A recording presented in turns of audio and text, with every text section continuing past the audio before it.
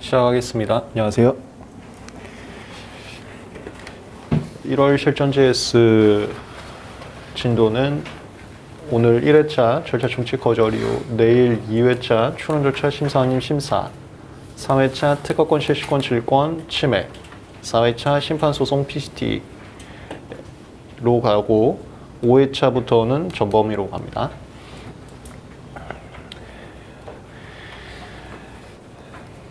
그 다음 이거 우리 연습 많이 했었는데 또 말씀드려요. 요즘 문제가 되게 많이 어렵습니다. 민서 특허 상표 다 합쳤을 때 특허가 제일 어렵게 나와요. 이렇게 나오는 추세에서는 밑줄 잘 쳐야 돼. 밑줄 치는 연습 계속 해주시고요. 요 연습은 우리 이미 수업 시간에 다 했는데 또 해. 계속 반복하는 게 2차예요. 2차 기출문제집하고 사례지 핸드북으로 제가 수업 시간에 나갔던 거하고 똑같이 밑줄을 쳐보세요. 한번 밑줄 쳤던 거는 보기가 좀 그러니까 뭐 연필로 밑줄 치던가 해서 지우고 또 치고 또 치고 이렇게. 그 다음에 결론. 이거는 좀 제 바람은 작년 안으로 외워졌으면 좋겠는데 2차 매핑화 자료 굉장히 얇아요. 이거 혹시 없으신 분들은 변리사스쿨 홈페이지 자료실 가시면 다운받을 수 있습니다. 머릿속에 생생하게 외워져 있어야 돼요. 그래야 정답 찾을 수가 있어요.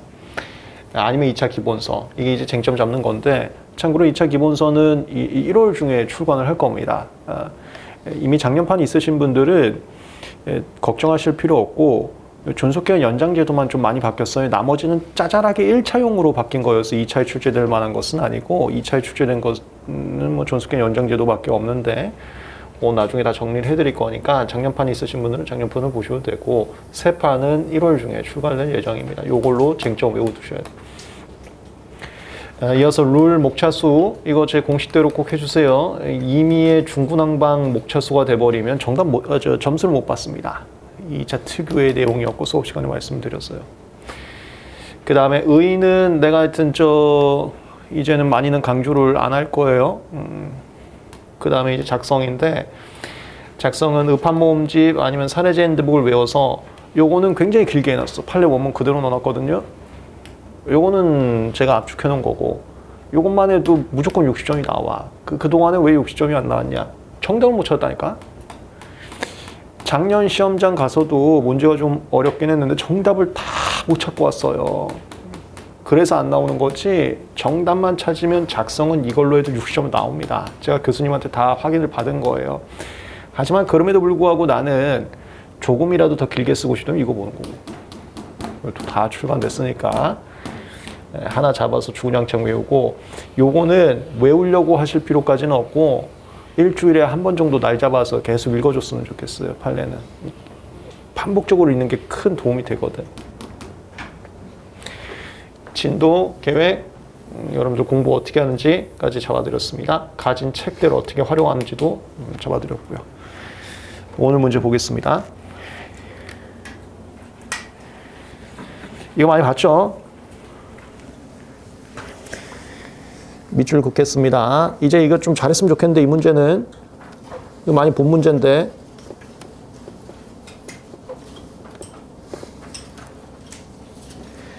갑은 평소 발명에 대한 관심을 많이 가지던 중 쓸데없는 소리. 창의 발명대회 흑백 발명가가 열리게 되는 것을 알겠다. 쓸데없는 소리. 이젠 좀 됐으면 좋겠는데 쓸데없는 소리와 밑줄 칠 내용이 눈에 분간이 되는 조금씩 왔으면 좋겠어요. 감이. 민소보다 어려워. 다시 말씀드리지만 다 필요 없는 소리. 대회 참여를 고민하던 갑은 필요 없고요. 요리에 관심이 많은 어머니 을에게 다 필요 없다고. 요리 도구에서 불편한 점이 무엇인지 물어보고 여기까지 다 필요가 없어요. 그 다음에 이거지. 냄비의 온도가 어느 정도인지 알기가 어려워갖고 냄비 손잡이를 다른 장비 없이 맨손으로 잡아도 되는지가 항상 걱정이다. 이게 과제 제시예요.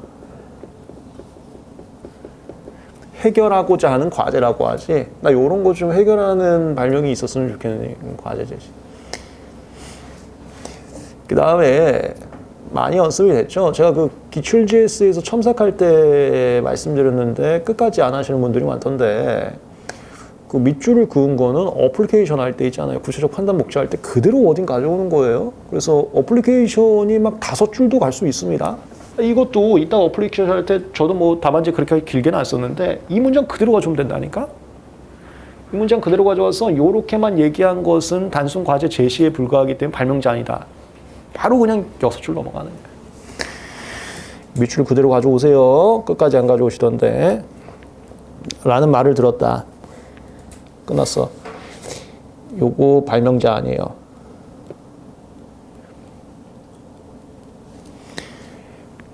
우리 특허법에는 법적주의 문제가 정당이냐 무냐랑 배타권자냐 침해자냐랑 2개밖에 없기 때문에 그 2 문제는 매년 나온다고 그랬어요. 작년에도 나왔고요. 올해도 또 나올 거예요. 이거 정당이냐 뭐냐. 이분은 발명자 아니어서 뜻밖은 빵 프로짜리입니다. 법적 지위. 됐어. 그리고 요 연습도 계속해 주세요. 요즘 문제가 너무 어려워서 이것도 난 필요하다고 봐요. 문단 끊으세요. 여기까지는 이거밖에 없었어. 다음. 이의 값은 냄비 손잡이의 내부 온도를 자동으로 표시해준 장치에 대한 발명을 생각해내고 이를 두드려 발명대회에 나가서 우상을 받았다. 문장이 좀 명료하게 나와 있지는 않았는데 발명을 생각해냈다는 게 이게 발명 완성 같아요. 이게 좀 명확하진 않은데 그래서 얘가 발명자입니다. 지금 혼자 만든 거고요. 특허권 100% 혼자 갔습니다. 법적 지위. 발명대회에서 입상한 발명은 공개가 돼요. 요런 거 보이시나?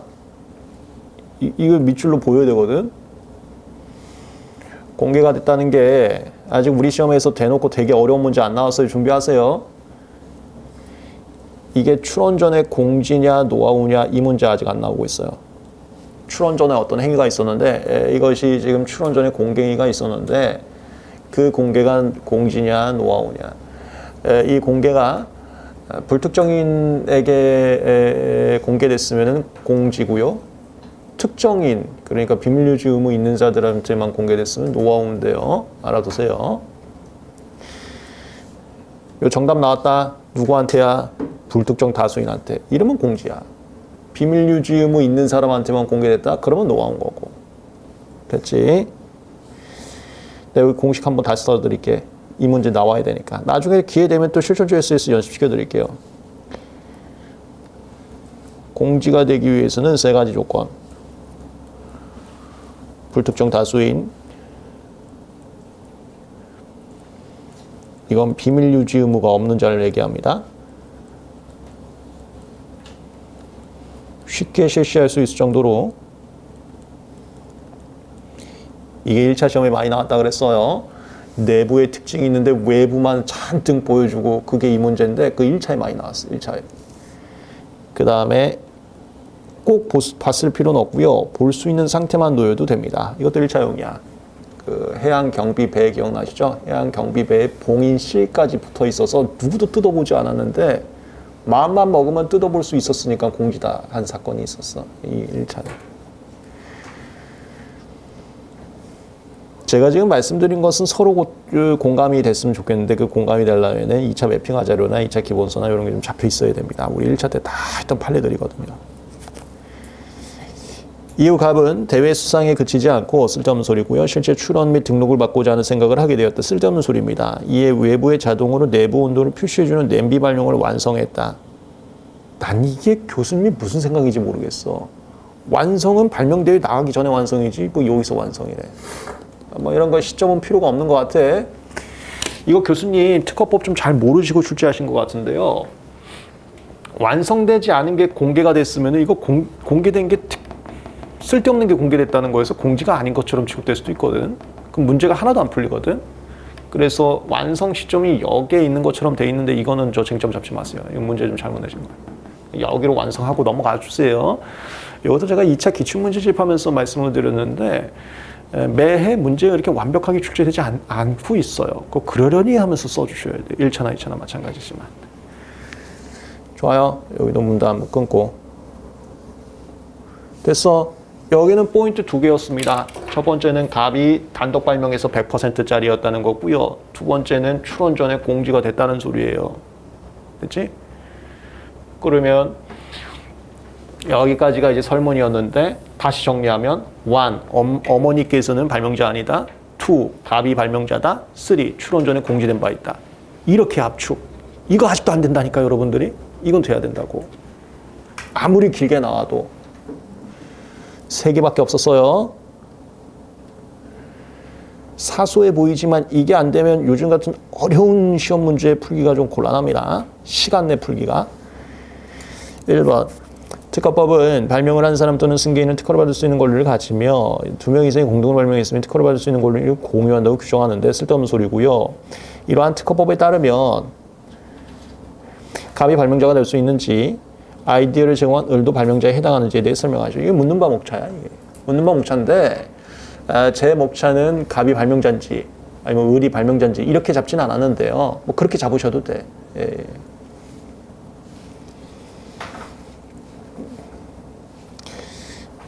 저는 그냥 이거 5점당 1목차로 해서 1목차로 잡았는데 아니면 이거 묻는 바 목차로 잡으셔도 괜찮습니다. 이게 목차 잡기지.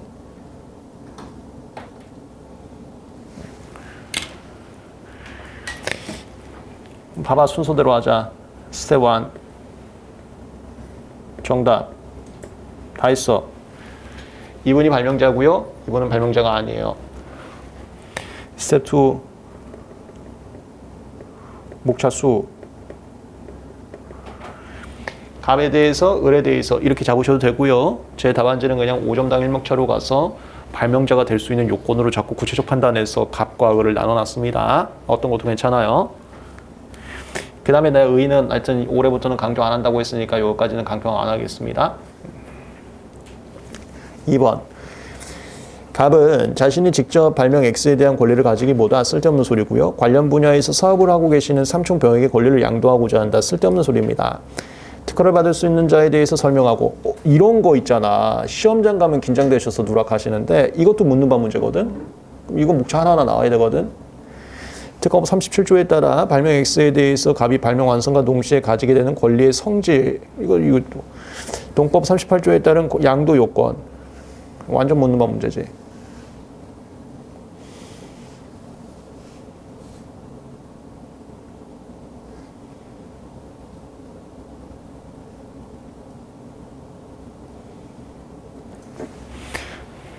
아직은 1월 달이어서 제가 기출 GS하고 마찬가지로 매 문제마다 목차를 드릴 거예요. 목차를 보고 쓰실 분들은 보고 쓰시고요. 난 필요 없다 하신 분들은 독자적으로 쓰셔도 괜찮아요. 독자적으로 쓰신 분들은 목차에 대해서도 제가 첨삭은 해드릴게요. 그런데 아직 자신이 없으시다면은 웬만하면 제 목차를 따라 써주시는 것이 트레이닝에서는 훨씬 좋습니다. 목차가 중구난방되면 점수를 못 받거든요. 이게 묻는 바 목차야. 아까 설문에서 나온 거. 특허를 받을 수 있는 자가 누구 설명하고 권리의 성질 설명하고 요건 설명하고 묻는 바대로 목차 나눴습니다. 이거 우리 기출에서도 2번인가 나왔거든요. 특허권 양도는 잘 안 나오더라. 근데 특파권 양도는 2번 정도 나왔었습니다. 특히 특파권 양도 나왔을 때는 출원 전 양도와 출원 후 양도가 좀 다르니까요. 대비하는 것도 좀 잘 해두시고요. 출원 전 양도는 계약만 맺으면 되는데 출원 후 양도는 계약만 맺으면 되지 않습니다. 출원인 변경이라는 절차까지 가야 됩니다.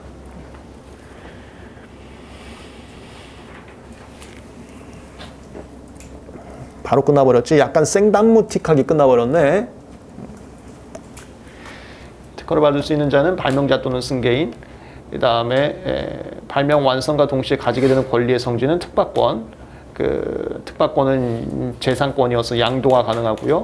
그때 양도 조건은 출원 전에는 계약, 출원 후에는 계약 플러스 출원인 변경까지 해야 됩니다. 그 다음에 이런 거 잡아드릴게요. 이게 이제 고수분일수록 그렇게 되는데, 자, 첫 번째, 목숨 걸렸으니까 시험장 가서는 다 쓰려면 쓰세요. 그런데 두 번째, 만약에 1번에다 영혼을 갈아넣어서 다 쓰다가 4번 문제 못 풀 것 같으면 절대 그러시면 안 되고, 이거를 GS 하면서 연습을 하셔야 돼요. 학원에서. 무슨 얘기냐면, 이거 특파권 성질 쓰라잖아요. 특파권 성질 우리 진짜 많거든? 뭐 예를 들어서 하다못해 이런 쓸데없는 거, 질권 설정 불가능하다. 막 이런 것까지 영혼을 갈아 넣어서 쓰시는 분들이 있더라고. 근데 여기 질권하고 아무 상관없거든. 그런 것들은 제가 교수님께 여쭤보면 답방 좀 준다고 했는데요.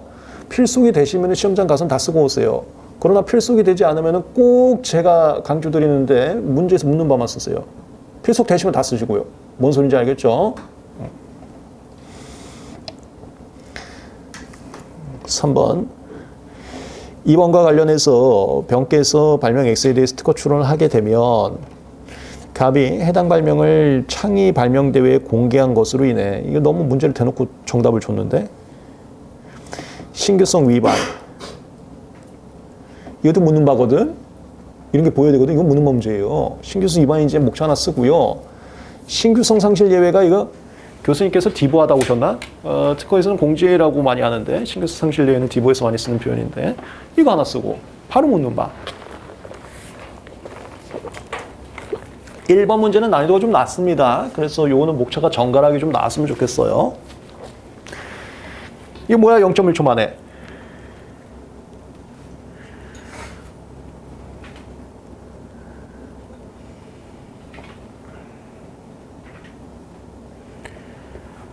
신규성 위반 됩니다. 아까 불특정 단수인에게 공개가 됐다고 했기 때문에 신규성 위반 맞고요. 그 다음에 두 번째, 공지의 주장 요건을 만족한다면 신규상실 예외를 인정받을 수 있어요. 공지의 주장을 쑥 읊으시면 돼. 여러분들 이제 이거 좀 익숙하신가요? 절차 문제 100만% 무조건 한 문제 나오거든요. 절차 문제 나오면은 아무 고민 없이 주체기관성을 쓰면 되는 거예요. 주체기관성. 우리 1차 때부터 했던 거 주체기관성. 그렇게 쓰시면 됩니다. 3번도 묻는 바 목차였어요. 신규성 위반 여부, 신규상실 예외를 가능한지 그냥 공지의 주장 주체기관성은 나열하시면 되겠습니다.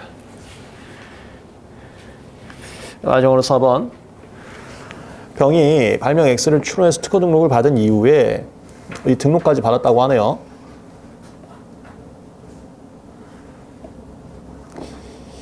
이거 저희 기출 풀이 GS에서도 연습을 했었는데요. 특허 등록 전에 치매이면 보상 청권 쓰는 거고요. 특허 등록 이후에 치매이면은 특허권 쓰는 겁니다. 그거 우리 기출에서도 가끔 나왔어요. 잘 봐주시고요. 지금 등록 이후니까 보상 청권 말고 특허권 쓰면 되는 거예요. 치매금지 손해배상 심의보. 정께서 외부에 자동으로 내부 온도를 표시해주는 에어프라이어 제품을 시판하고 있다. 시판이 판매입니다. 판매가 양도예요. 양도, 생사 양대, 수수청전 중에서 양도입니다. 제품 I에는 근데 요건 이제 난이도가 낮은 게 이렇게 정답을 다 주셨어요. 발명 X의 청구에 기재된 각 구성 요소 유적 결혼 가격 그대로 포함되어 있다가 이거 약간 이용관계 얘기하는 거예요.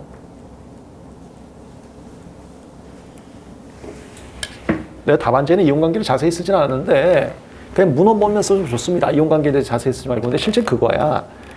갑께서 발명한 게 표시 온도라고 하면 여기에다 붙여서 냄비 팔고 있다는 소리예요. 뭐 알파를 붙이던 베타를 붙이던 이런 걸 이용관계라고 그랬는데 이용관계에 대해서 자세히 쓸 필요는 없고요. 실질적으로는 이용관계 상황인데 요 문구는 이제 문헌 범위할 때 나오는 거죠. 특허권을 침해했다. 정답 다 줘버렸어. 병이 정에게 할 수 있는 조치 끝났어. 이거 영혼 없이 쓰고 오세요. 민사, 형사, 심판인데 민사, 형사, 심판인데 배점이 5점밖에 안 되기 때문에 심판까지는 쓰지 않았습니다. 민사, 형사, 치명금지 손해배상 신용회복. 형사는 반의사 불벌죄지만 고소해서 수사를 촉진한다. 촉구시킨다. 바로 끝나버렸지? 보세요. 이거 한 문제 안에 법적지 문제가 다 나왔어. 법적지위 100만% 나온다고 한 게 이건 벌써 한 문제에 다 나왔잖아. 어떻게 됐는데? 이게 법적지위라니까? 이거 익숙하게 잡아두세요. 갑하고 을 법적지위 문제 나왔고요. 여기가 특박권 100%, 여긴 빵 프로짜리다. 그 다음에 지금은 병과 정의 법적지위가 나왔어요. 여기가 배타권자, 여기가 침해자. 1번은 법적지위까지 쓰라고 했고요. 권리행사는 안 나왔네. 근데 권리행사도 다 외웠죠. 0%짜리가 이상한 행동했으면 100%짜리가 뭘 할 수 있는지 권리행사 다 있어. 이거 맨날 시험지에 나와요. 특허 단계라면은 무효심판에서 35조 추론하거나 아니면 99조 이하거나 둘 중에 하나 대비해서 쓰는 거 자주 나옵니다. 여기는 또 법적지를 시험 문제 해주고 권리행사만 출제를 해놨네. 이 권리행사 민사, 형사, 심판인데 5점밖에 안 돼서 심판까지 쓰지 않았어요. 민사, 형사, 심판, 민사, 형사, 심판. 꼭 체화시켜 주셔서 시험장 가서 정말 어려운 문제 나오면 이거 아닐까라고 생각하고 정답을 좀 찾아주세요. 100만% 나옵니다.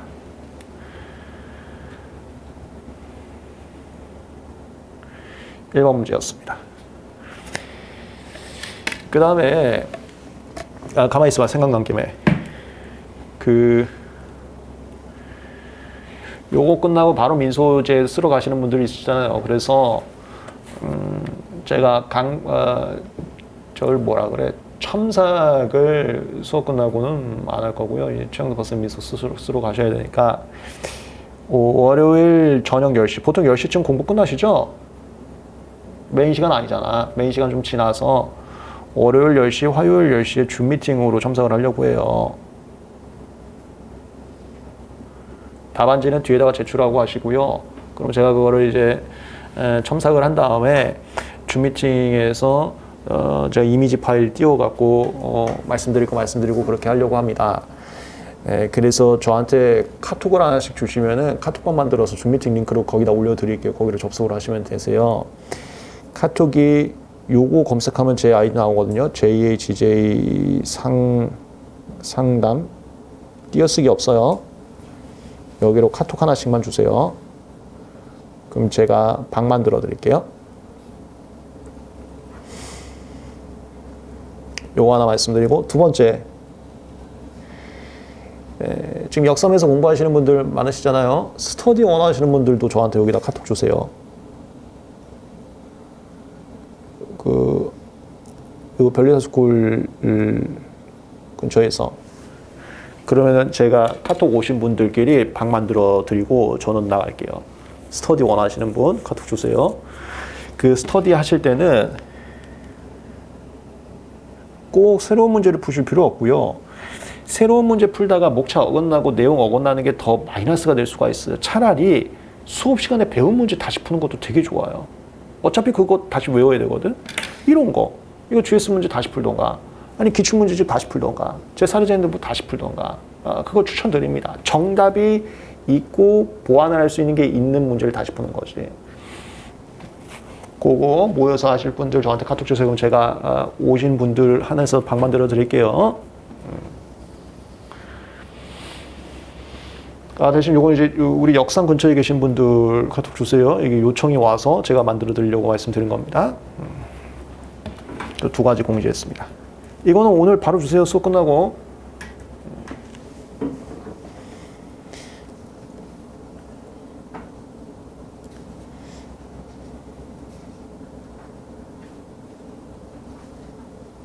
(2번)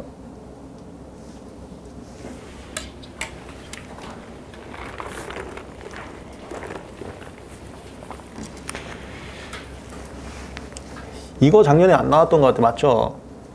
제 단기 기억상실증이 있어갖고 좀 그럴 수 있는데, 기능시청구항 이제 나올 때 됐거든요. 그래서 기능시청구항 오늘 문제 2개나 가져왔어요. 제가 그거 답안지 똑같은 말 2번 쓰는 거예요. 그 정도로 좀 강조하고 싶어서 기능시청구항 2개 가져왔습니다. 2개 기능시청구항. 이 사건 발명은 약액 조절 수단을 포함하는, 어렵게 생각하지 마세요. 내가 듣도 보도 못한 단어면은 기능식일 가능성이 높아요. 무슨 수단 또는 무슨 부재라는 단어를 쓰거든요. 부재가 뭐 재료 같은 거라고 보시면 돼. 무슨 도구, 희한한 거. 볼펜이 아니라 필기 수단, 필기 부재, 필기 도구, 요런 희한한 단어 쓴 거 기능식이야. 이게 기능식이야.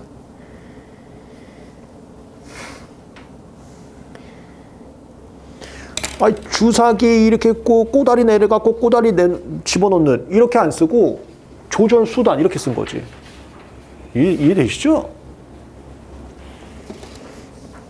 이게 기능식이야.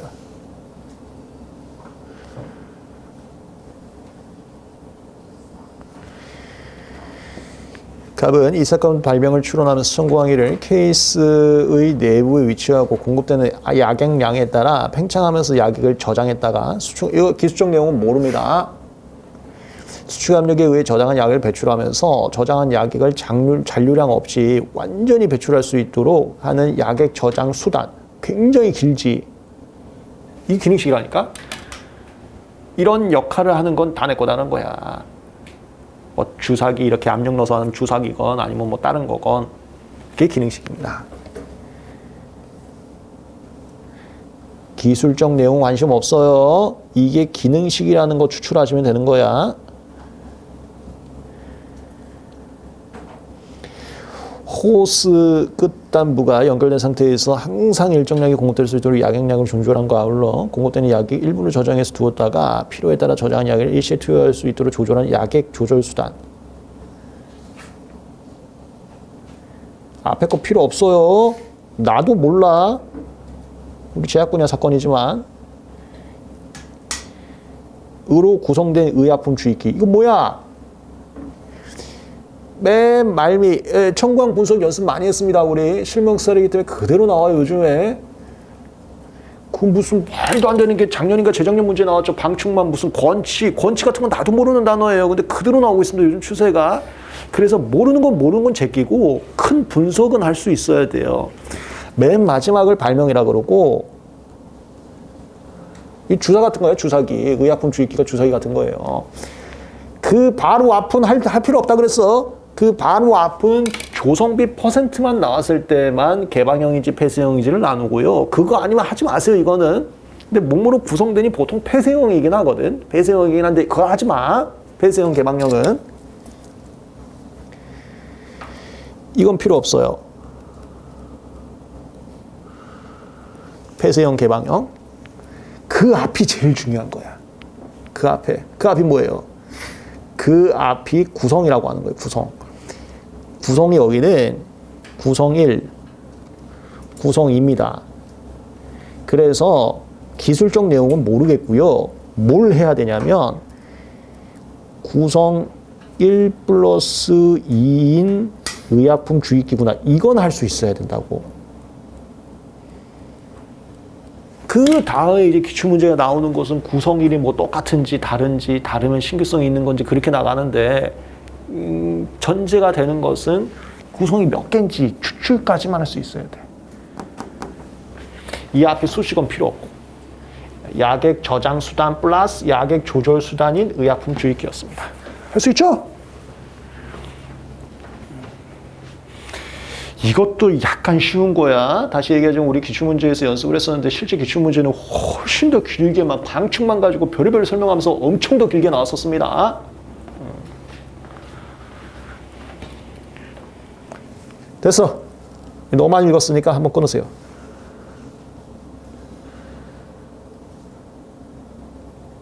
문단 끊고.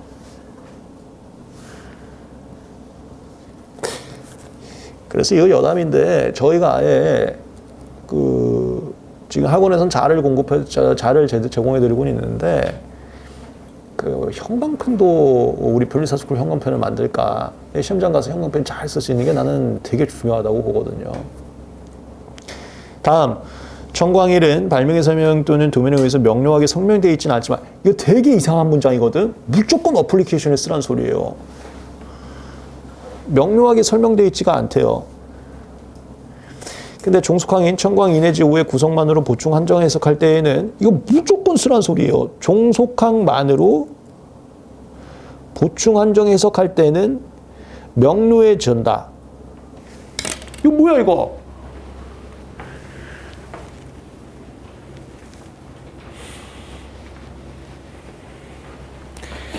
얘가 아직 2차 매핑화가 약하신 분들은 안 돼 있으시더라고. 이거 천천히 해볼게. 이거 돼야 돼요. 기능식 출제 무조건 됩니다.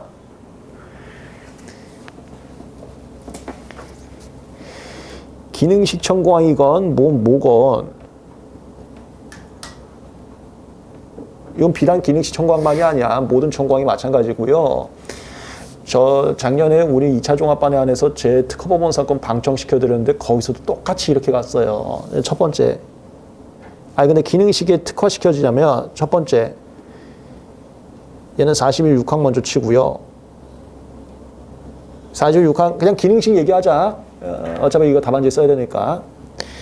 교수님 대비를 좋아하는데 대비는 과거 현재의 히스토리 대비도 좋아하시는데요. 과거에는 물건 발명의 구성은 스트럭처로 쓰는 것만 원했습니다. 그게 깔끔하거든. 스트럭처라고 답안지 써도 돼요. 근데 이게 한국말로 표현하면 구조야, 구조. 방법은 제법과 사용 방법 다 방법이라고 하는 겁니다. 얘는 액트로 쓸 걸 원했어요. 이게 무슨 단계 그러거든요. 그러다 어느 날 갑자기 미국 애들이 여기다가 mean을 써요. 이게 볼펜이라는 게 구조인데 볼펜이라고 쓰질 않고 필기 수단 이렇게 써버리는 거야. 그냥 여기다 액트를 써요. 이게 뭐야? 이게 맨날 시험지 나오는 거. 벌써 한 3번인가 4번 나온 거. 심하면 나옵니다. 이게 PEP야, PEP.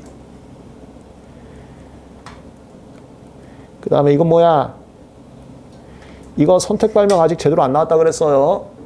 물질 특허.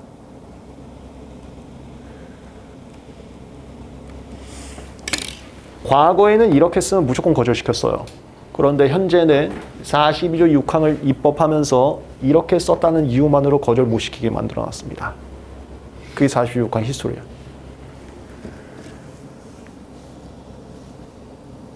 기능시 청구항 문제 나오면 써주시고요. 그 다음 이렇게 썼다는 이유로 바로 거절되진 않아. 근데 또 바로 인정되는 것도 아니야. 이렇게 쓴 다음에 다음 스텝을 넘어가. 옛날엔 다음 스텝을 안 넘어갔다고 곧바로 거절시켰다고. 지금은 다음 스텝을 넘어가. 그게 40여 사항 2호예요. 이건 순서가 있습니다. 아마 매핑하기도 있을 거예요.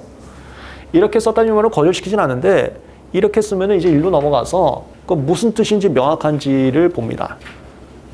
필기수단이라고 하면 볼펜과 연필까지만 들어가는지 아니면 볼펜, 연필에 샤프까지 들어가는지 아니면 볼펜, 연필, 샤프에 분필까지 들어가는지 어디까지 들어가는 건지 명확한지를 다시 이제 체크를 하는 거예요. 여기서 체크가 안 되면 사실 상위가 하는 건 거절시키는 거예요. 근데 이거 어떻게 하는 거야?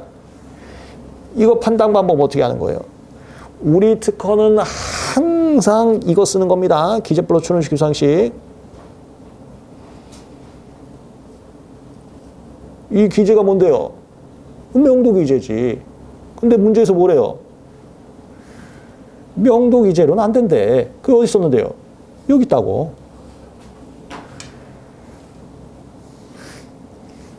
이게 뭐예요? 이러한 단어를 해석할 때에는 첫 번째 사전을 가지고 합니다. 사전이 뭐야? 추론식 규상식. 두 번째 사전에 없는다면 관용적 지식으로 해요. 관용 지식이 뭐야? 업계에서 많이 쓰는 거. 업계에서 연구원님들이나 이런 분들이 논문에 쓰던가 이런 표현들. 사전에는 없지만 그런 표현들. 그게 추론식 규상식으로 해석하는 거야. 그 다음에 이건 뭔데? 이건 내가 그 수업 시간에 말씀드렸잖아요. 일부러 각인시키려고 썰을 많이 푸는데 일본 애들이 이걸 되게 좋아해요. 자기가 명세서의 사전을 만듭니다. 본 명세서에서 약액 저장 수단이라 함은 이런 기능을 갖는 모든 것을 말하며 구체적인 예시로는 요런 거 있다를 자기들이 사전을 만들어요. 그게 명도 기재야. 명도 기재 플러스 추론식 규상식에 따라서 명확한지를 해석하는데 일단 이 문제에서는 명도 기재로는 명확하지가 않대요. 그런 추론식 규상상 해석할 수 있어야 오케이지 추론식 규상식에 의해서도 해석을 할 수 없어서 44항의 위반이 되는 겁니다. 이렇게 푸는 거를 아직 안 돼 있는 분들이 계시더라고. 이게 2차 매핑화 아니면 2차 기본서로 쟁점 정리가 돼 있으셔야 돼요. 안 그러면 정답을 못 찾는다.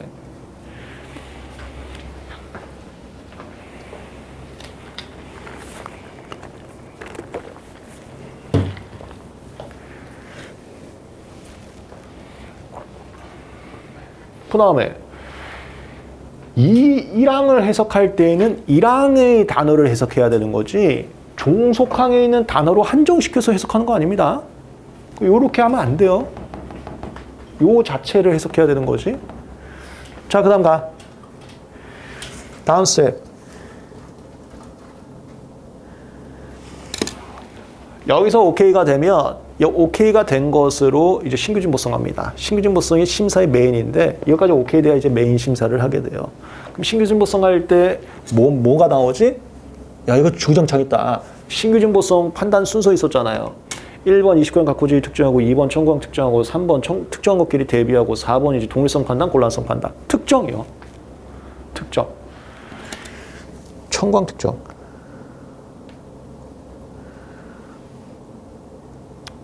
이거 어떻게 하는 거야? 이 청구항 특정은 여기서 해석된 거 그대로 특정해야지 절대로 제한하거나 확대해서 특정하면 안 됩니다. 제한하면 안 돼요. 단 신규증보성 판단할 때 알고 권리범위나 침해 판단할 때에는 제3자에게 비추어 명백히 불합리한 사정이 있으면 제한 해석할 수 있는 사정이 있긴 있어요. 근데 그게 아니라 신규증보성 판단할 때는 절대 제한 해석하면 안 돼. 그게 뭐야? 그게 얘예요. 신규증보성 판단할 땐 절대 제한 해석하면 안 돼요. 한정 이런 거 나오면 절대 안 돼요. 물론 권리범위 판단할 때도 함부로 한정하면 안 됩니다. 제3자에게 비추어 명백히 불합리한 사정이 있을 때만 한정하는 거예요.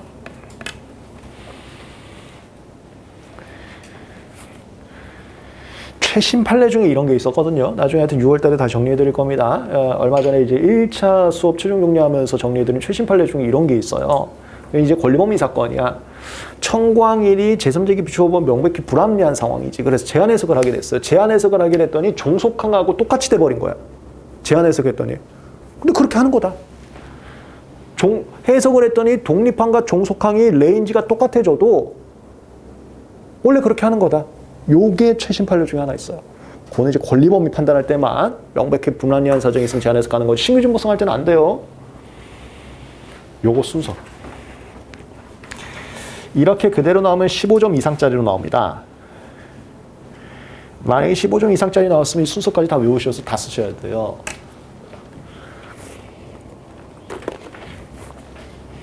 (20점까지) 가려면은 제가 보론으로 답안지에 넣어놨는데 그거는 실제 답안지가 아니고 강의를 하려고 넣어놓은 건데요. 아까 말씀드린 거 신규증보성 판단할 때와 권리범위 판단할 때 여기서의 대비.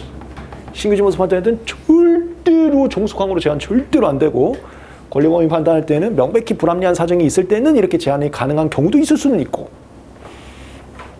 그게 기능시청구항 전부였습니다. 다시 얘기하지만 이건 기능시청구항에만 해당되는 사항이 아니고요. 제가 얼마 전에 했던 사건도 해당된다고 했지만 모든 사건에 해당되니까 알아두세요.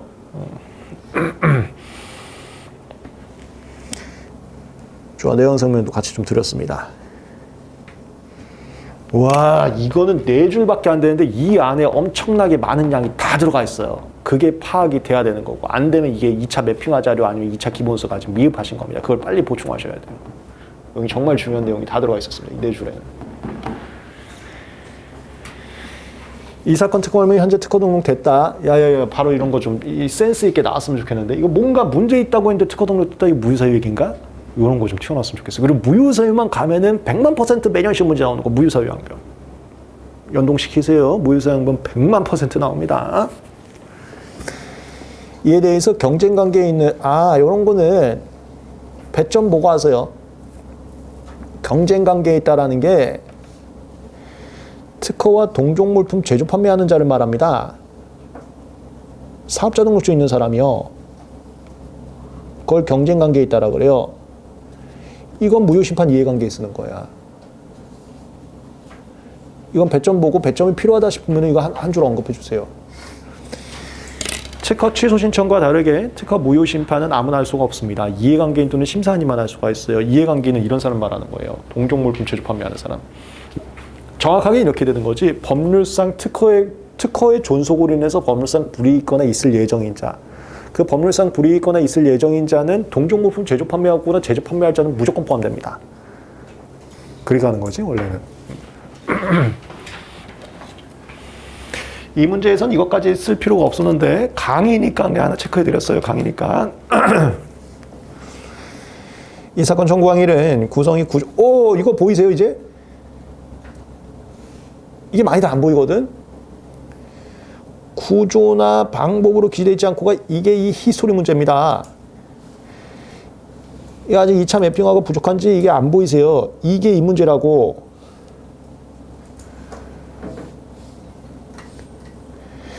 과거에는 지금 물건 발명이었잖아요. 의약품 주입기가 물건입니다. 물건 발명은 무조건 구조로 써야 됩니다. 구조가 아니라 이런 수단을 쓰면 안 된다고요. 이게 42.6항 히스토리스란 소리입니다.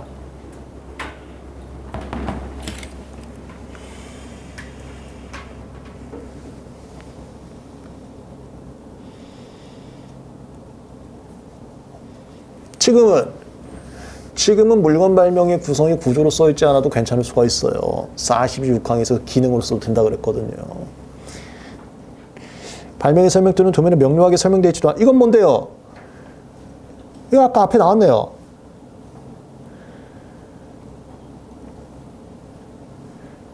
이게 44항이라고요.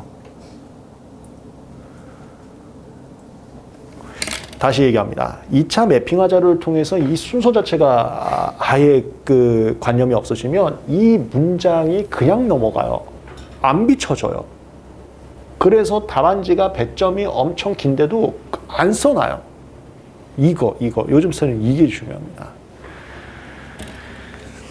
만약 기재불비, 우리가 뭐 42조 3항 위반이라든가 4항 위반이라든가 이런 걸 기재요건 위반을 기재불비라는 실무적 표현을 씁니다. 기재불비가 아니더라도가 44항 위반이 아니더라도 이 소리예요. 진보하다고 볼 수 없어. 이거 뭐야? 또 뭐? 청구항 특정해서 그 다음에 신규 진보성 판단하는 거. 그 다음 스텝 얘기하는 거예요. 무효라는 이유로 청구항일에 대해서 무효심을 청구했다. 1번. 의뢰 청구항일에 대한 기재불비 무효 주장에 관해서 가히 반박할 수 있는 방안을 판례 태도에 비추어 설명하시오.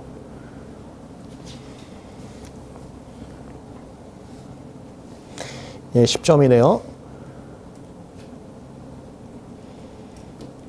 이목차.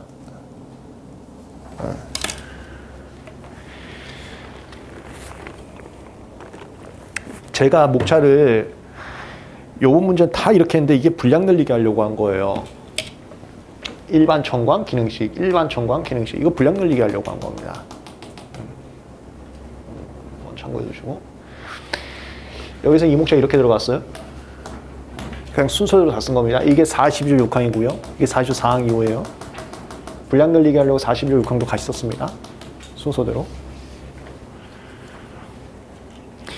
이거 정답 어떻게 돼요? 이거 가야 돼.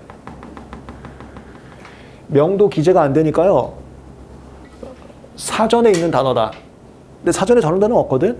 논문 가져와야 돼요. 여러분들이 변리사면 여러분의 고객을 위해서 논문 검색해서 가져와야 됩니다. 논문에 봐라. 이 표현 있지 않냐. 이 논문에도 봐라. 이 표현 있지 않냐.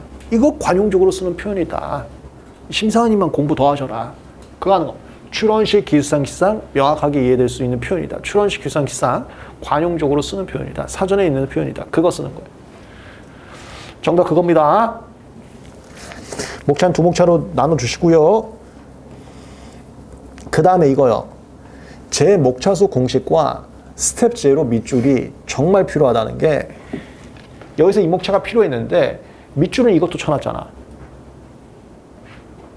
이거 어딘가 써야 될 거 아니야. 근데 여기엔 쓸 데가 없거든. 여기다 써버리는 거지. 네, 이거 좀 설명드릴게. 과거에는 스트럭처로 쓰면 무조건 기재불비 취급했어요. 무조건 기재불비 취급했어요. 무조건 44항 위반 취급했어요. 그런 옛날 시대가 있었어요. 근데 지금 그렇지 않아요.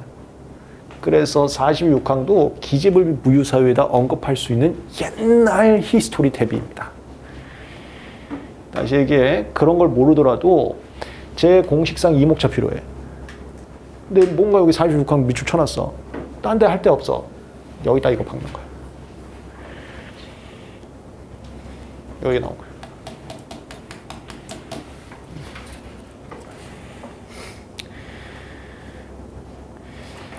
다음 2번. 특허요건 판단 시 청구의 해석에 관한 법률을 설명하고. 이거 묻는 법무차네요.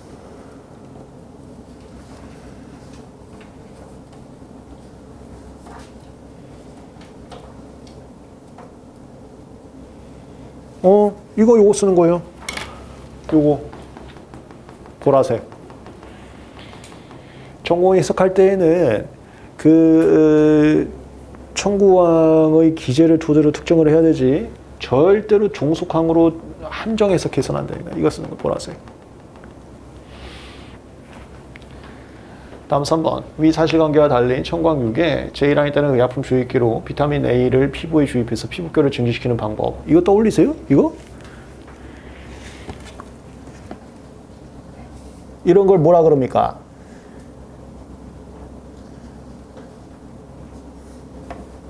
이 선거. 이런 뭐라 그래요? 퇴근 문제. 교수님도 이제 그만 집에 가셔야 되기 때문에 기능식을 메인 테마로 잡았어도 그것이 20점과 30점을 만족을 못하면 계속 고민을 하기가 싫으시고요. 아무거나 점수 집어넣어서 하고 집에 가십니다. 그런 문제들이 존재를 해요. 그 여러분들이 시험장 가셨을 때 하나의 테마로만 사고를 하시면 정답도 못 찾아요. 이거 완전 다른 테마예요. 앞에 거 다 갖다 버리는 겁니다. 이거 알고 계셔야 돼. 이거 저 의료행위야. 의료행위 테마. 의료행위가 너무 오랫동안 안 나오고 있습니다. 2차 시험에. 이거 우리 어떻게 하는 거지? Step 1. 청광이 말미를 봅니다. 청광 말미가 무조건 방법 발명이어야 돼요. 물건 발명이면 그 순간 의료행위 아닙니다. 방법 발명해야 됩니다. 지금 뭐예요? 방법이네요. 오케이, 스텝 1은 됐고요. 스텝 2. 청광 중간에 구성을 보세요. 구성에 동물 한정이라는 구성이 있으면은 의료행위 아닙니다. 동물 한정이란 말이 안 써 있어야 돼요. 얘 동물 한정 없습니다. 스텝 2도 오케이네요. 스텝 3. 이제 발명의 설명을 보세요. 발명의 설명이 이 발명의 주된 목적 효과가 의료행위와 연관이 있어야 됩니다. 그걸 치료효과라 그래요. 또는 치료효과와 비치료효과가 동시에 나타나야 됩니다. 그게 아니라 비치료효과만 나오면은 미용행위로 가는 겁니다. 1차 때부터 연습 많이 했죠? 얘 어떻게 할 거예요? 얘 여기 방법 오케이. 얘 중간에 동물 한정 없고 오케이. 마지막 이걸로 치는 겁니다. 이거 치료효과 아니에요. 29조란 본문 위반 여부를 설명하시오. 여러분들이 썰 푸는 거예요. 비타민 A를 피부에 주식시켜서 피부결을 증진시키는 것은 겉보기 모습의 향상에 불과하지 인간의 기본적 삶의 영위를 방해하는 질병의 해소에 관한 것이 아니기 때문에 이거는 여러분이 썰 풀어야 돼. 이거까지 문제에서 안 줘요. 피부결 증진이라는 게 그 배곡 주사 같은 거야. 하얗게 하고 저 주름 없게 하고 그거 썰 풀으시라고. 됐지? 멘트는 우리 준비 많이 했잖아요. 인간의 겉보기 모습 향상 이런 표현을 써요. 겉보기 모습 향상.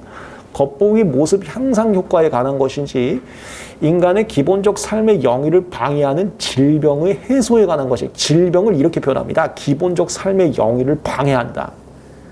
그거 멘트 치면 되는 거예요. 5점밖에 안 되기 때문에 제가 제 답안지는 굉장히 짧게 써놨습니다. 그냥 미용이면 된다라고 써놨는데 이런 멘트들로 쳐주시면 되겠어요. 의료행위였습니다.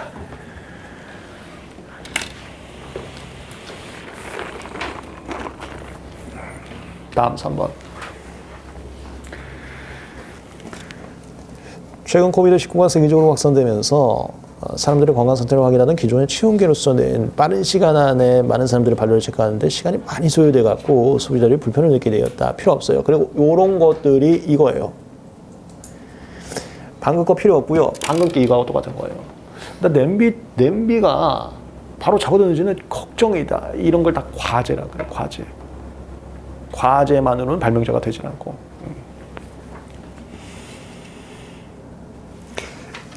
그래서 각각은 열화상 카메라 뭐야 이건 바로 여기 나오네. 발명자가 갑과 을입니다. 발명을 했을 때 별도의 지분 계약서가 없으면 민법에 따라서 N빵 추정이에요. 50% 균등 추정됩니다. 법적 지위 나왔다. 갑과 을의 법적 지위.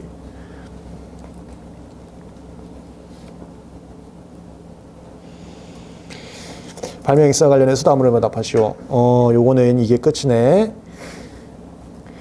1번, 갑이 단독으로 출원하고자 한다. 갑이 단독으로 출원하기 위해서 출원 전에 필요한 조치. 이런 거 너무 쉬워 보이지만 쭉쭉 나옵니다, 그냥. 이거 뭐예요? 50% 추정되는 상황에서 단독으로 출원하려면 을 거 사와야 됩니다. 특파권 승계 받아야 돼요. 특파권 승계.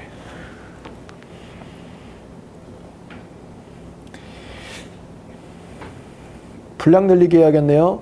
요 고민 잘 하셨을라나?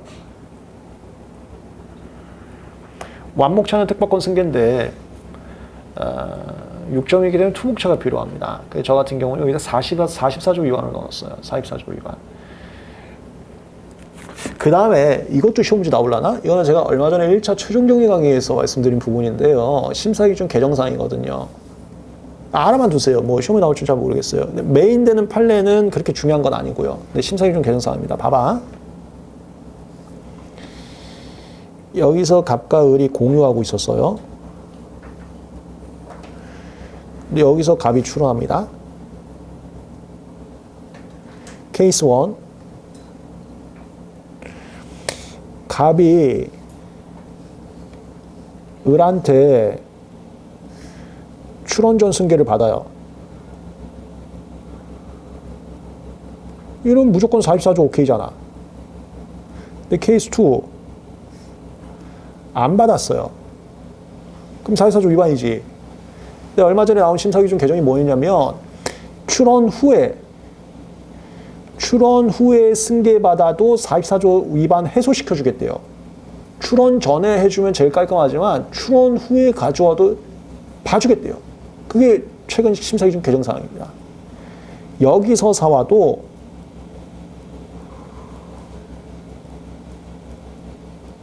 이거 사오면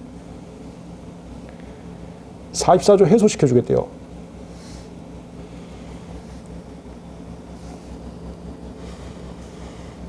알고 계세요?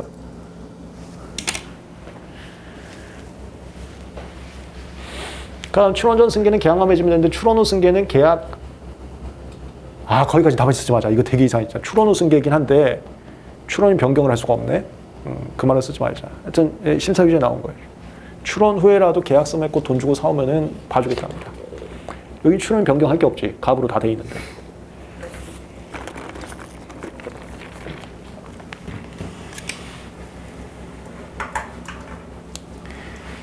이게 개정 심사 기준.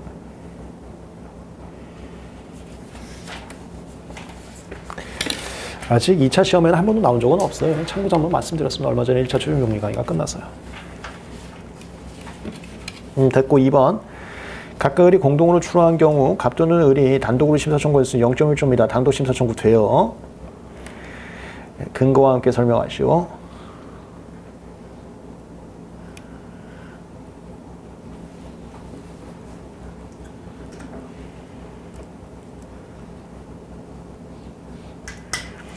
대표자를 선임하지 않았으면은 각자 대표가 되고요. 출전처 신청 후 불복에서 특복된 거는 각자 할 수가 있습니다. 바로 이거 절차 총칙 문제. 오늘은 절차 총칙 문제가 요거 하나였어요. 3번 각각 을의 동료인 병이 코비드19가 확산되자 열화상 카메라가 국내뿐 아니라 전 세계적으로 필요할 것이라는 인식하기가 쓸데없는 소리고요. 각각 을이 연구 중에 열화상 카메라와 관련된 자료를 부정한 방법으로 입수해서 이게 무권리자라는 소리입니다. 병은 무권리자라는 소리예요. 이걸 모인자라고도 합니다. 각각 을보다 먼저 출원. 이거 나 교수님 문제 잘못 낸 것 같거든? 이거? 근데 이렇게 됐으니까 이거대로는 답안지 다시 한번 보여. 이건 뭔지 알죠? 잘 아시죠? 각각 을이 국내에서 취할 수 있는 특허법상 조치. 이 교수님 좀 실수하신 것 같은데 제 생각에는.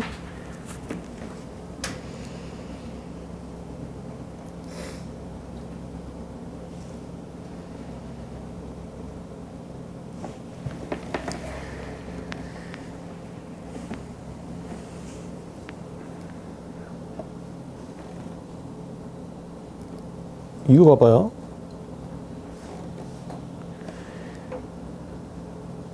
각각 을이 여기서 출원을 해. 내가 지금 제가 문제에서 약간 수정을 해서 이 말이 빠져 있긴 한데, 강의를 좀 이렇게 좀 할게요. 좀 문제에서는 이 말이 빠져 있긴 한데, 각각 을이 여기서 출원을 했고, 뭔 소리야? 병이 여기서 출원했어요.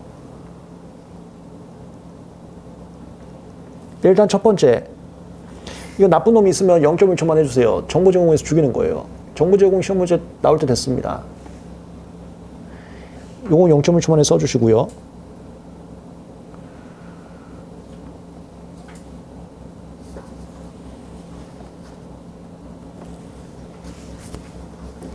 그 다음에 문제가 이거거든.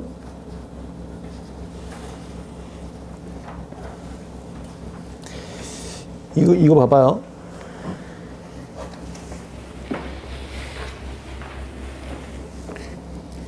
이거 1차 때 초반부에 강의를 한 내용인데 X 발명이라고 하겠습니다.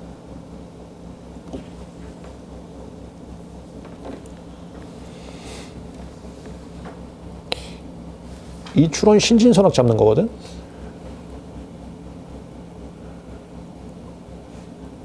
거꾸로 가자. 확선 어떻게 돼요? 확선 무조건 오케이야. 얘가 만약에 추론 공개된다 하더라도 확선은 무조건 오케이예요. 발명자 동일하면 확선을 적용하지 않습니다. 이건 뭐 어떤 상황이건 오케이.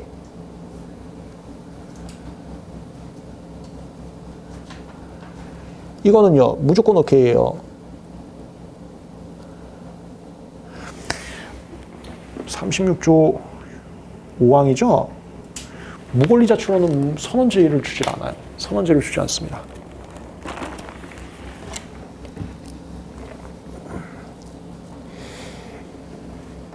이 진보성은 필요 없고 신규성이 문제인데 신규성이 이런 경우가 있을 수 있거든요. 얘가 여기서 추론했고 여기서 추론 공개가 돼.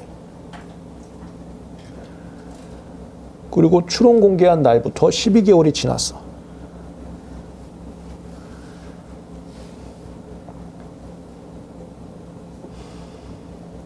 이런 경우요. 정당 권리가 추론했는데 그보다 앞서 무권리자가 추론했고 무권리자 추론이 추론 공개가 된 다음에 12개월까지 지나서 정당 권리자 추론하면 이거 신규성 위반입니다.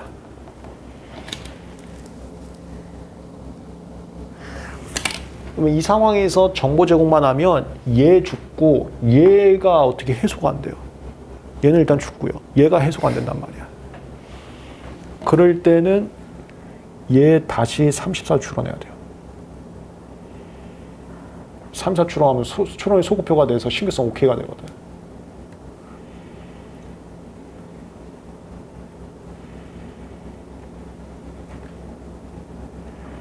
됐어. 이게 큰 목차가 정보 제공해서 병만 죽일 거냐 아니면 정보 제공해서 병 죽인 다음에 34주 추론도 필요한 상황이냐 이렇게 대목차가 구분이 돼요.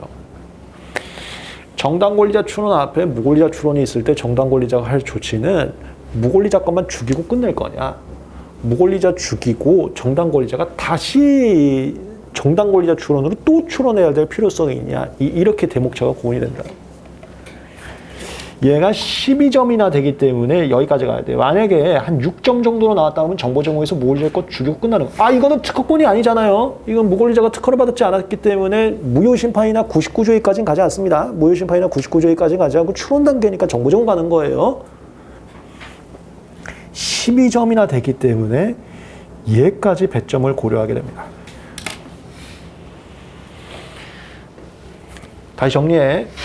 일단 얘는 절대 누락하시면 안 돼. 추론 죽여야 될 거 아니에요. 정보 제공은 무조건 써야 됩니다. 정보 제공도 길게 쓰려면 사유 절차 쓰는 거예요. 사유 절차. 사유는 42조 3항 2호 배경기술규제, 42조 8항 다항제기조항고, 45조 단일성 이와 같은 심사관님 심사 편의를 위한 거 제외하고 나머지는 정보 제공 가능하다. 33조에는 본문 위반이기 때문에 정보 제공 가능하다. 사유 쓰고요. 절차는 그냥 주체기관 쓰면 주체는 누구든지 기간은 추론 종결 전까지거든요. 이게 거주결정 확정 또는 특허 등록 전까지예요. 서면은 정보 제출서라는 거 제출하면 됩니다. 얘는 꼭 써주고 다음 12점의 100점을 잡기 위해서 얘를 한번 고민하는 거지.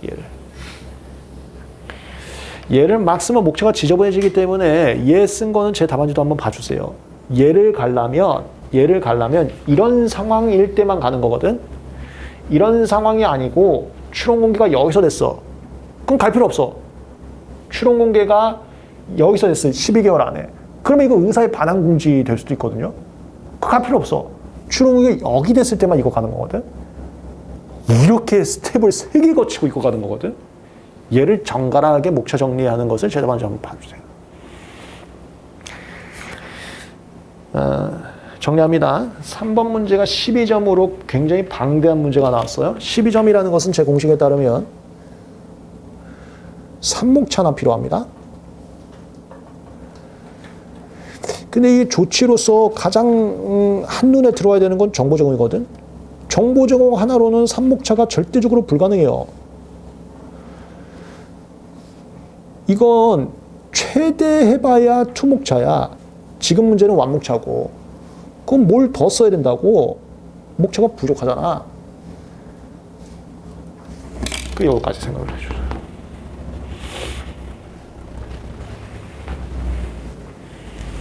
이게 2차 특유의 문제. 배점기 문제들. 얘는 문제 자체가 어려운 게 아니라 어떤 내용이 숨어 있어서 배점 늘리기를 해야 되는지 그게 좀 어려운 건데, 예를 들어서 뭐라도 밑줄이라도 많이 쳐놨으면 아 저거 쓰나 보다 하면서 생각을 할 수가 있는데 이거는 밑줄도 없어갖고 아예 우리가 배웠던 쟁점, 무권리자가 먼저 출연했을 때 정당 권리자가 문제되는 쟁점 자체는 머릿속에 있었어야 돼요. 무권리자가 먼저 출연했을 때 배울 쟁점.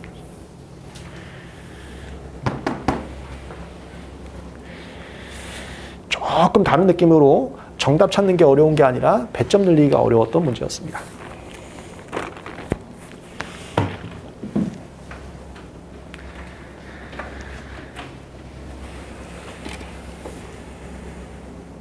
네, 여기다 필기도 해드릴게. 이렇게 12개월이 지났으면 3조 1항 2호도 불가능이지. 이 2호가 의사의 반환 공지 얘기하는 겁니다. 2호가 의사의 반환 공지. 그럴 때는 이거 가주셔야 돼요. 얘가 거저결정 확정될 거기 때문에 또 추론해야 됩니다. 거저결정 확정될 거기 때문에. 얘만 거저결정 확정되는 게 아니고요. 이거 할 때는 여기 거저결정 확정일부터 30일 안에 해야 되고요. 30일 넘으면 안 돼. 근데 이런 건 1차용이어서 이런 것까지 자세하게 2차에는 안 써도 돼요. 4번. 각각을이 공동으로 추론하면서 총괄 구성 중 일부를 기능적. 이거 앞에 문제하고 똑같은 답안 쓰는 겁니다. 발명의 설명에는 기능적 표현의 구체적 예시. 판례가 이렇게 두 개야. 발명의 설명의 예시와 종속항. 이렇게 두 개예요. 그래서 기능식 청구항은 발명에 설명에 써 있는 구체적 예시로 함부로 제한해서가 안 되고 종속항에 있는 걸로 함부로 제한해서가 안 된다. 이렇게 두 개 다 넣는 거예요. 내용은 똑같고요.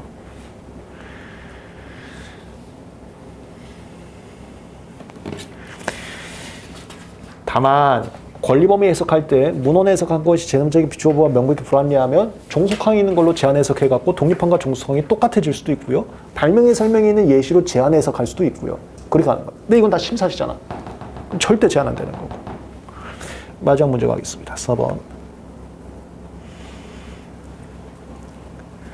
이거 왜 안 나오지? 이거 10년 전에 나오고 단 한 번은 안 나오는데 나올 때 한참 됐습니다. 독립항, 종속항 구분하기 문제.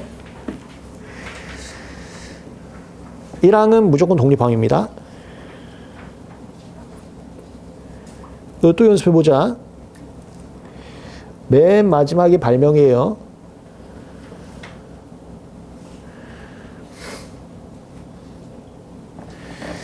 쉬운 거부터 갈까? 맨 마지막이 발명인데 쉬운 게 없네. 만약에 맨 마지막 자체가 다르면 무조건 독립항입니다. 이건 마지막은 다 똑같네. 그래서 그럼 앞에 가자. 구성. 인쇄용 잉크를 보관하는 잉크 저장 부재. 이런 걸 기능식 청구항이라고 하는 거예요. 얘도 기능식이에요.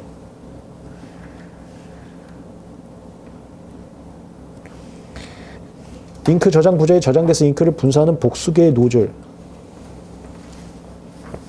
구성 두 개다. 구성 1, 구성 2. 그 다음에 하나 더 있어요. 잉크젯 프린터용. 이게 용도 한정이야. 구성 3. 그 다음에 구성되는 해갖고 폐쇄형, 개방형은 하지 말라 그랬습니다. 그거 하지 마. 2항. 상기 노즐의 분사구의 형태가 원형. 이게 되시나? 1항은 노즐의 분사구 형태가 원형도 되고 사각형도 되고 삼각형도 되고 아무런 제한이 없어요. 근데 2항에서는 그걸 원형으로 한정한 겁니다. 이걸 한정이라 그래요.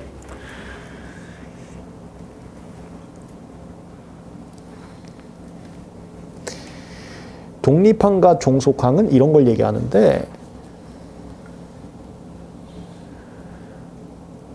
종속항이란 것은 이미 독립항에 있는 애들을 얘기한 겁니다. 그래서 왜 썼냐? 왜 또 썼냐? 이런 걸 종속항이라고 해요. 이렇게 되려면은 부가 또는 한정이어야 됩니다. 얘가 한정이에요. 얘가.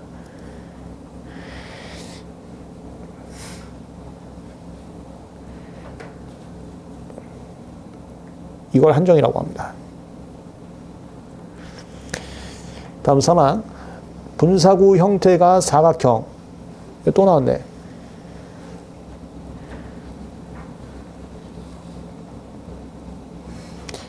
1항의 종속항이고 이걸 또 한정이라고 합니다. 4항. 노즐이 하나. 이거는 장난치기 한 거거든. 복수개가 2개 이상 붙어요. 2개, 3개, 4개. 얘 하나예요. 이건 다른 발명이에요. 만약에 노즐이 3개인 하면 또 한정이야. 근데 하나는 이거 다른 거야. 이거 약간 국어적으로 장난친 겁니다. 얘는 구성의 한정이 아니라 변경이라고 합니다. 이건 다른 발명이에요. 지금 문제는 이게 1항이고요. 이게 2항이고 여기가 3항이고 2항하고 3항은 또 다른 발명이야. 하나는 원형, 하나는 사각형이니까. 4항은 여기 있어요. 이건 독립항입니다. 됐어. 이렇게 독립항과 종속항을 구분하면 무조건 1차나 2차나 시험 문제 나오는 거. 예를 들어서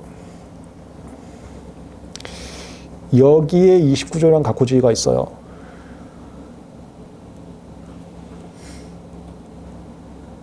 그럼 어떻게 돼? 1항 신규하고요.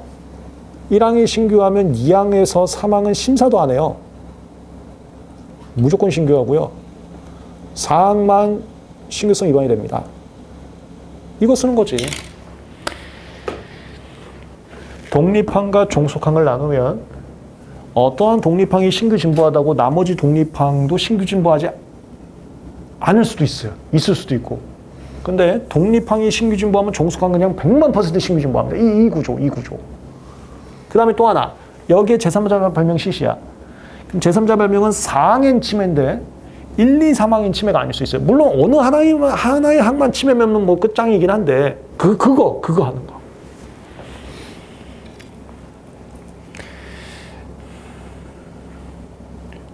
독립항 종속항 일반적 구조는 설명하고 이거 묻는 반복차였습니다. 방금 다 했어요. 일반적 기준은 독립항을 인용하면서 한정하거나 부과하는 것을 말한다. 이렇게 쓰시면 됩니다. 그 다음 2번. 청광일이 진보하다고 가정할 경우가 이거야. 청광일이 진보하면 2, 3항은 심사도 안 해요. 원래는 심사 청구료를 항별로 납부하기 때문에 모든 항에 대해서 개별적으로 심사해야 됩니다. 근데 1항이 신규 진보하면 2항, 3항은 심사를 안 해요. 돈 받았는데도 심사를 안 해요. 그거 쓰는 거예요. 근데 4항은 심사를 따로 해야 돼요. 독립항이기 때문에. 그거 쓰는 겁니다. 그 다음에 3번. 상기 천공에 대해서 심사관님께서는 청광일 내지 3은 진보성이 없어서 거절을 통지하고 추론의 원칙에 따라 거절 결정을 하셨다. 이에 대해 추론위는 거부심까지 갔지만 1 내지 3의 진보성 결여 극복이 쉽지 않을 것으로 판단하고 바로 끝났다. 이거 왜 안 나오지? 이거 아직도 안 나왔어요. 분리추론입니다.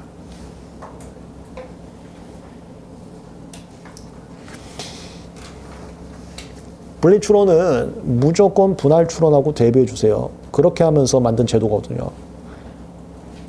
사실 분리추론 하나만으로는 10점 못 채웁니다. 10 못 채우는데 분할추론하고 대비 좀 해주세요. 분할추론하고 대비.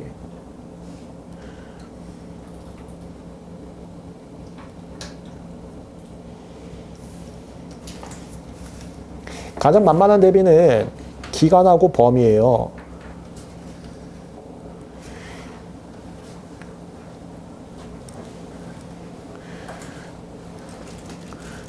이걸 방식요건이라고 하거든. 주체기간 서면 그 중에 주체하고 서면은 분리분할 출연은 똑같습니다. 기간이 달라요. 기간이 얘는 기각 심결 받은 날부터 30일, 얘는 보정기간 거저결정 반납 3개월, 특허결정 반납 3개월 또는 서준은 좀 빠른 날까지 이렇게 돼서 거부심 올라가면 얘는 안 나와요. 얘만 할 수 있어요. 그 다음에 범위는 이걸 실체라고 하거든. 이거 위반되면 거절되는 거예요. 거절. 이거 위반되면 반려되거나 무효되는 거고, 이거 위반되면 거절되는데, 여기도 신규사항 추가 있어요. 여기 똑같습니다. 여긴 더 있어요. 원출원,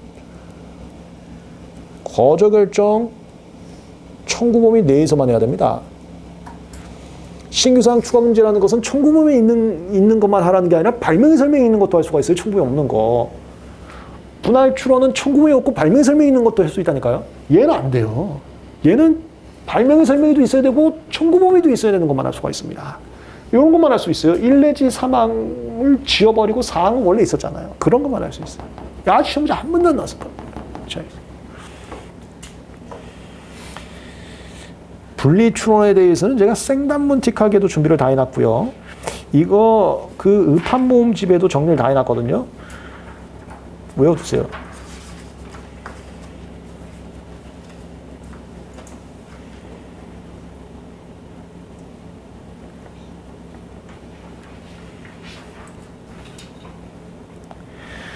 오늘 문제였습니다. 오늘 문제는 난이도가 그렇게까지 높은 문제들은 아니었어요. 이게 우리 1월달 실전 GS다 보니까 아주 어려운 문제까지는 가져오지 않았어요. 연습용을 위해서. 그래서 요거는 복습을 하시면서 미흡한 사항이 있다면 얼른 보완을 좀 했으면 좋겠습니다. 아까 말씀드린 것처럼 저한테 카톡 하나씩만 주세요. 오늘 제가 방 만들어 드릴게요. 월요일 10시에는 오늘 거 첨삭을 해드리고, 화요일 10시에는 내일 거, 일요일 거 첨삭을 해드리겠습니다. 이렇게 토일하고 월화 준비팀으로 첨삭하겠습니다. 수고하셨습니다.